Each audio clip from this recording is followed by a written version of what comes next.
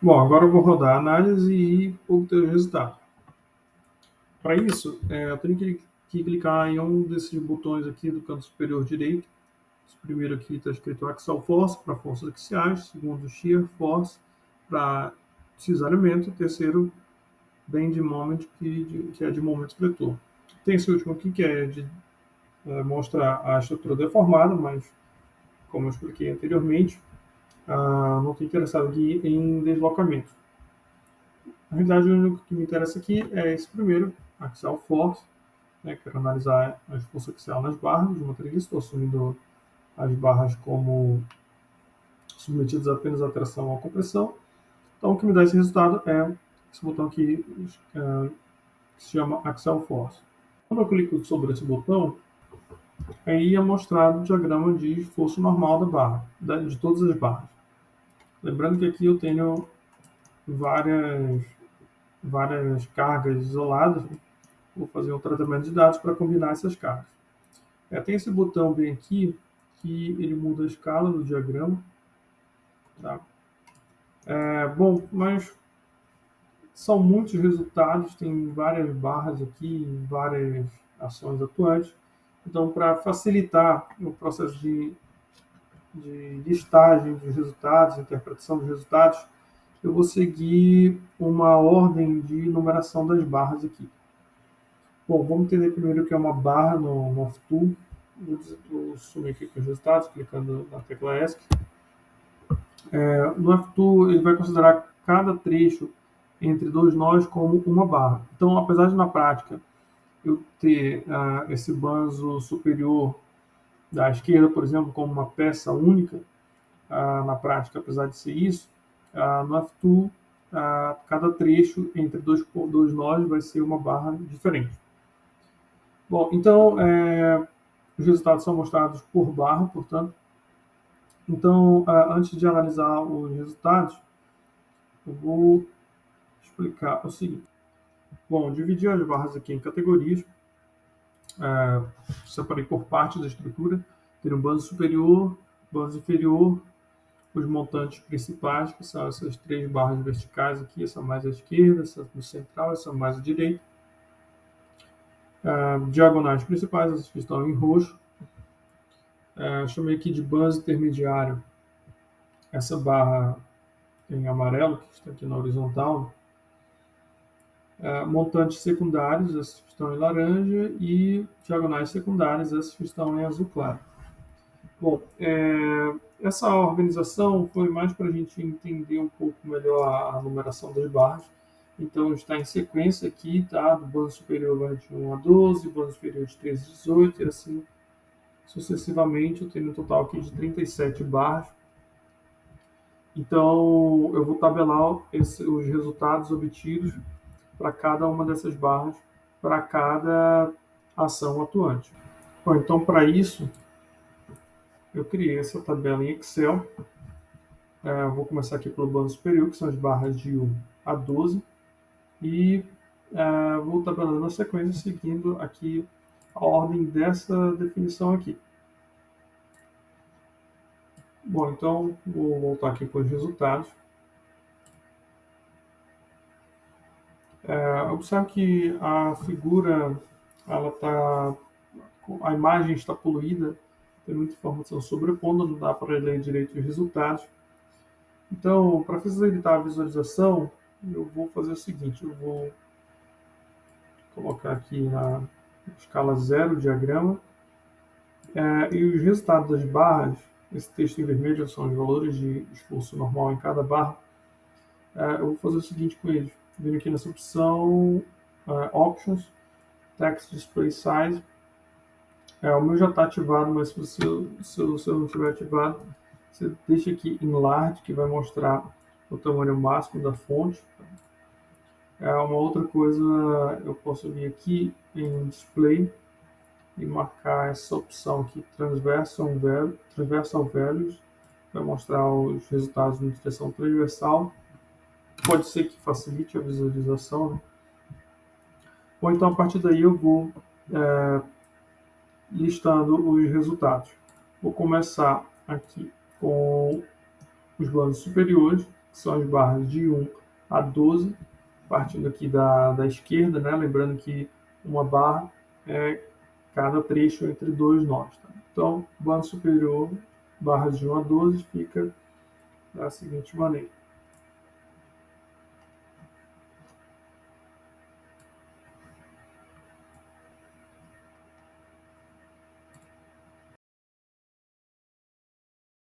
Assim, uma coisa que eu acabei esquecendo de comentar é que os valores, eu estou tabelando aqui os esforços normais nessa planilha Excel.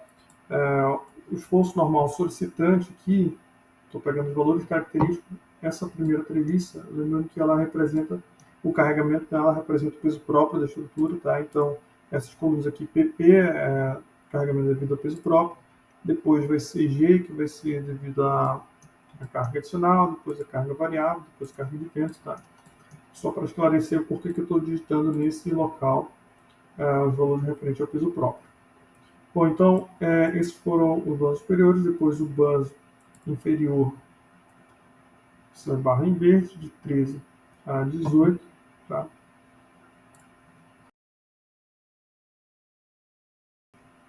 E assim sucessivamente, seguindo a ordem desse desenho de referência aqui.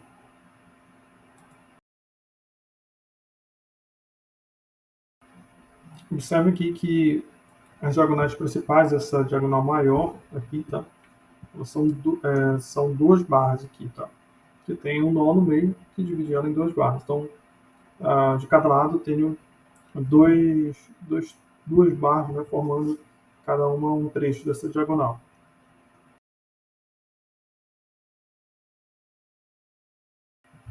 Bom, então isso foi peso próprio e eu vou repetir esse procedimento para todas as outras ações atuantes.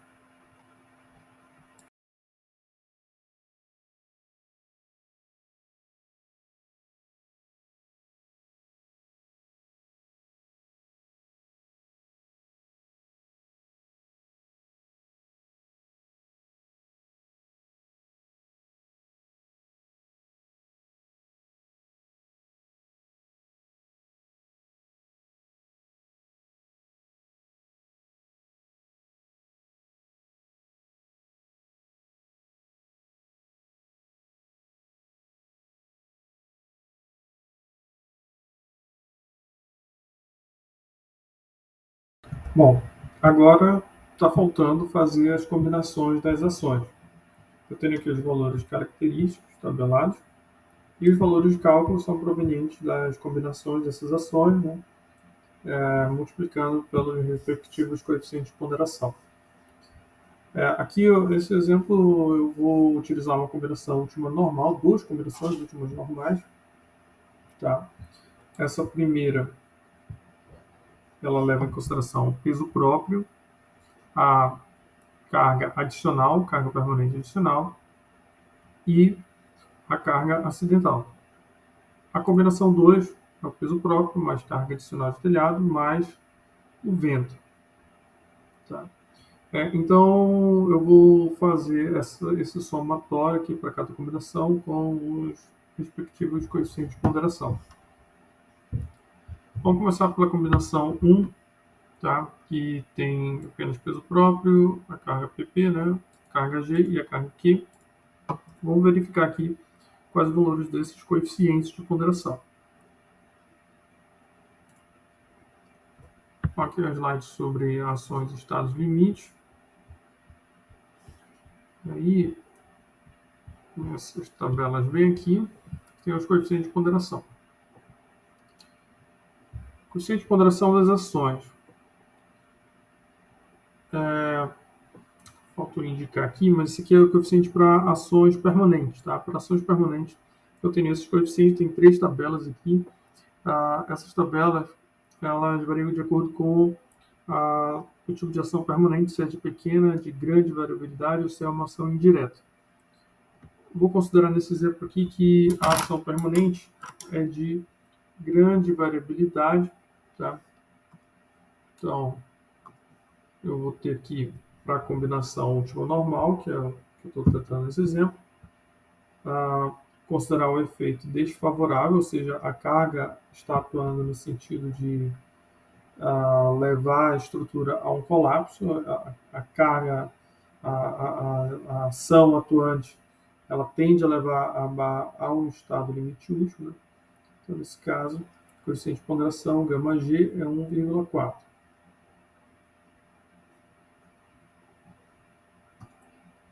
Um outro coeficiente de ponderação é o gama Q, que multiplica a ação variável.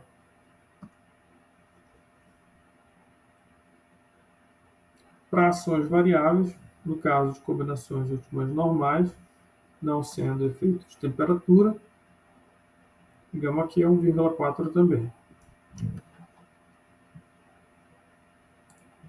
Nesse caso, então, essa combinação fica igual a 1,4 vezes peso próprio, mais 1,4 vezes a carga adicional, mais 1,4 vezes a carga acidental. Sabe que é muito importante que a gente colocar, indicar o sinal da carga de acordo com o que nós obtivemos na análise, porque isso aqui é um somatório. Então, se uma ação provoca compressão e a outra provoca tração na mesma barra, por exemplo, né, uma acaba subtraindo da outra e isso só é considerado que a gente inclui o sinal aqui. Então, eu repito isso aqui para todas as barras.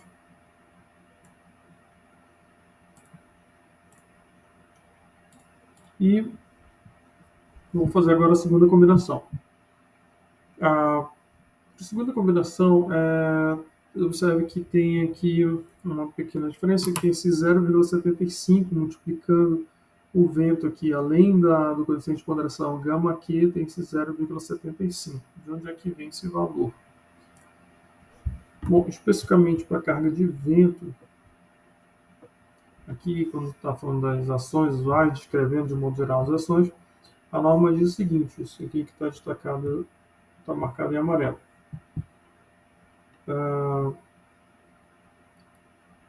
No caso de combinações de ações de longa duração, eu vou considerar aqui que são ações de longa duração,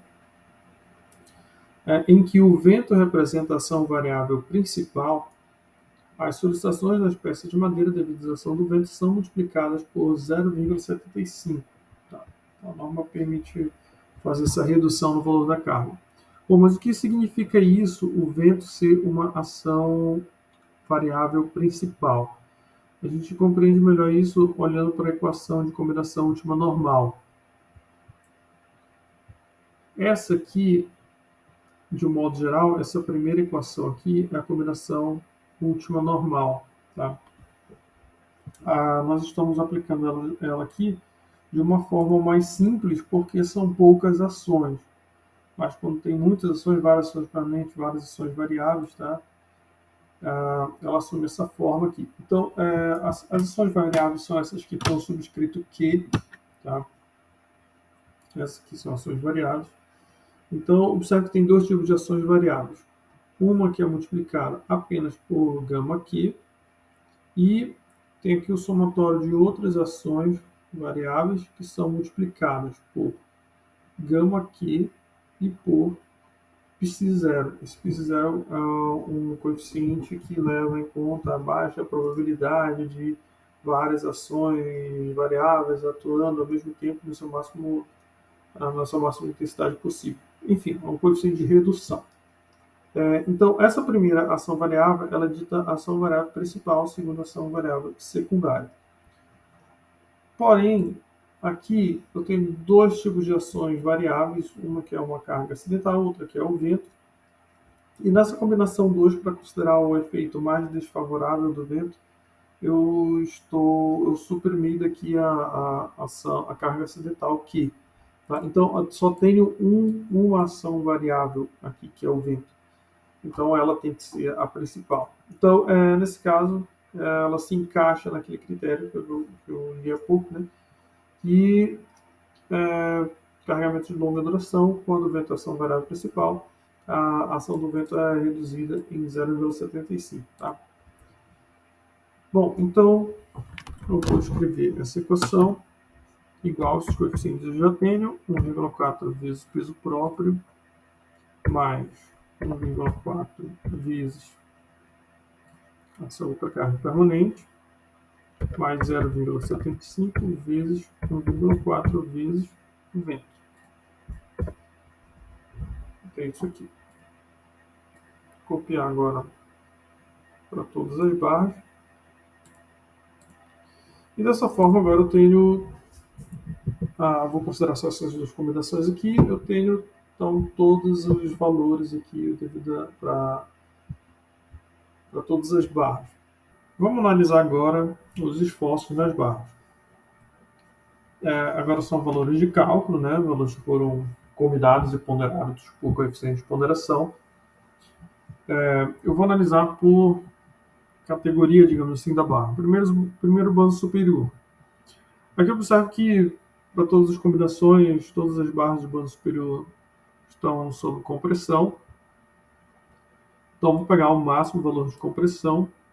De todos os valores, o máximo de compressão vai ser esse aqui, tá?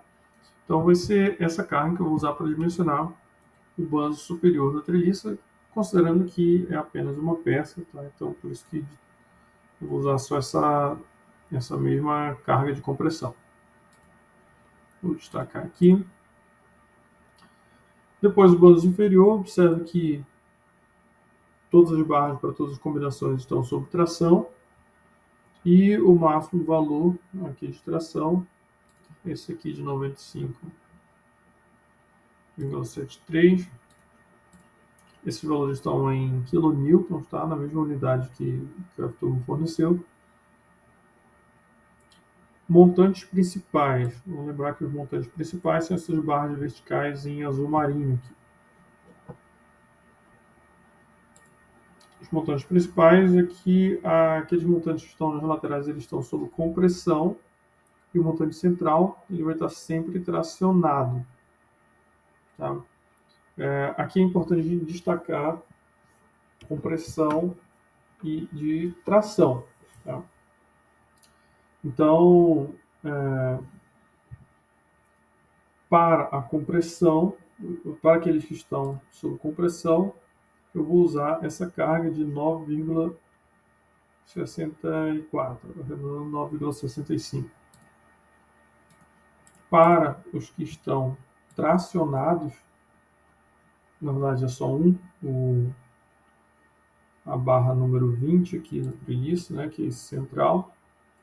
Para ele eu vou usar uma cor diferente aqui para indicar a tração. Tá? Então eu vou usar esse azul para indicar que é a tração.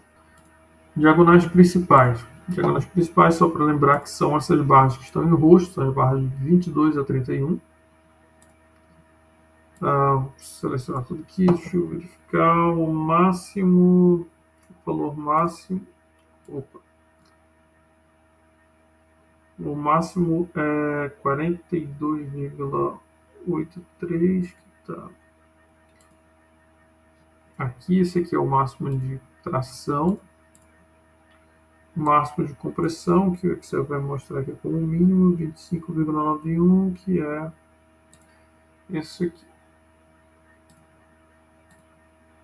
Tá, então, tenho aqui a força de tração, a força de tração, a força de compressão para essa barra.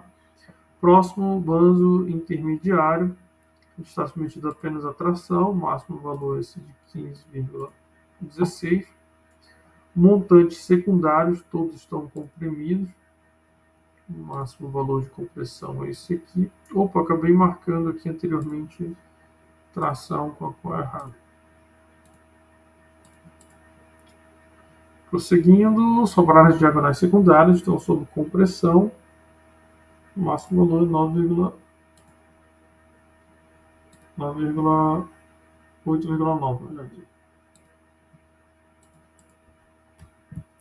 Bom, no geral, observe que essa combinação 2, para esse caso aqui, pelo menos, né, não fez muita diferença. Acho que talvez, lembrando que a combinação 2 ela considera o vento como ação variável principal, o vento Aqui no F2 é uma carga que ela atua no sentido de ficar fácil mostrando deformada da treliça. A gente observa que o vento ele atua no sentido oposto às outras cargas, né? Então ele tende a inverter o sinal dos esforços, tá? Então, comparado com as outras ações, se uma barra, devido a essas outras ações, é comprimida, com o vento ela tende a ficar tracionada, porque o vento é um vento de sucção, nessa análise que eu estou considerando aqui. Então, porém, observando aqui, eu vejo que o vento ele não foi capaz de reverter a situação de nenhuma barra aqui, no sentido de uma barra tracionada passar a ser comprimida ou vice-versa. Talvez se as telhas fossem mais leves, por exemplo, né, seria mais fácil do vento inverter o sinal da força, mas para esse nosso caso aqui não ocorreu isso, então apenas todas as ações que vão ser usadas no dimensionamento são referentes à combinação 1. Bom, então o objetivo dessa etapa era isso, tá? Identificar as cargas que vão ser usadas, os valores de esforços normais, por exemplo, que vão ser utilizados para o dimensionamento das barras.